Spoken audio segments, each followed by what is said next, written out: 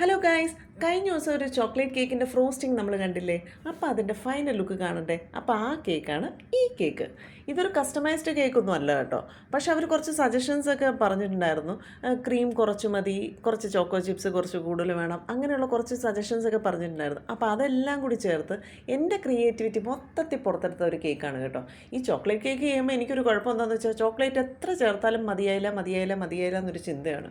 അപ്പോൾ chocolate ganache ഇതിൻ്റെ മുകളിൽ ആദ്യം തന്നെ മൊത്തം അങ്ങ് ഒഴിച്ചു കൊടുത്ത് കവർ ചെയ്തു. പിന്നെ കുറച്ച് ചോക്ലേറ്റ് ബാസും കൊടുത്തു. പിന്നെ നമ്മുടെ ബോൾസ് ഇല്ലേ, ചോക്ലേറ്റ് ബോൾസ്, അതും കുറച്ച് കൊടുത്തു. പിന്നെ കുറച്ച് സ്പ്രിങ്കിൾസ് കൊടുത്തു. കുറച്ച് അതും പോരാഞ്ഞിട്ട് കുറച്ച് ചോക്ലേറ്റ് ഗ്രേറ്റ് ചെയ്തതൊക്കെ സൈഡിലും കൊടുത്തു. പിന്നെ അതിൻ്റെ മേളിലാണെങ്കിൽ കുറച്ചും കൂടി ഡെക്കറേഷനിൽ കുറച്ച് ചോക്കോ ചിപ്സും കൂടെ കൊടുത്തു. ഇത്രയും കൊടുത്തപ്പോഴാണ് സത്യം പറഞ്ഞാൽ എനിക്ക് ഒരുമാതിരിയെങ്കിലും തൃപ്തിയായത്. പക്ഷേ കസ്റ്റമറുടെ റിവ്യൂ കേട്ടപ്പോൾ ഈ എഫേർട്ട് എല്ലാം ഒഴുകിപ്പോയി കേട്ടോ. ഭയങ്കര ഇഷ്ടപ്പെട്ടു അവർക്ക്. ഞാൻ അവരുടെ റിവ്യൂ ലാസ്റ്റ് കൊടുക്കാം കേട്ടോ. നിങ്ങൾക്ക് കാണുമ്പോൾ തന്നെ മനസ്സിലാവും. ഒരു കേക്ക് ചെയ്യുന്ന ഒരു ഹോം ബേക്കർ എന്നുള്ള നിലയിൽ ഇതാണ് നമുക്ക് കിട്ടാവുന്ന ഏറ്റവും വലിയ റിവാർഡ്. കാണുമ്പോൾ നിങ്ങൾക്ക് തന്നെ മനസ്സിലാവും. ഭയങ്കര ഹാപ്പിയായി കേട്ടോ കേക്ക് ചെയ്ത് കഴിഞ്ഞപ്പോഴേക്കും. അപ്പോൾ എല്ലാവർക്കും എൻ്റെ ഈ കുട്ടി കേക്ക് ഇഷ്ടപ്പെട്ടിട്ടുണ്ടെങ്കിൽ ഒന്ന് സബ്സ്ക്രൈബ് ചെയ്യണം കേട്ടോ. എന്നിട്ടൊരു ലൈക്ക് തരണം.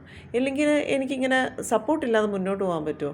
അപ്പോൾ ഇങ്ങനെയുള്ള നല്ല അടിപൊളി സ്റ്റോറീസും പിന്നെ അടിപൊളി കേക്ക് ഡിസൈൻസും ഒക്കെ കാണാൻ വേണ്ടിയിട്ട് എല്ലാവരും ഒന്ന് സപ്പോർട്ട് ചെയ്യണം കേട്ടോ. അപ്പോൾ മറ്റൊരു വീഡിയോ ആയിട്ട് വീണ്ടും കാണുന്നവരെ ബൈ ബൈ.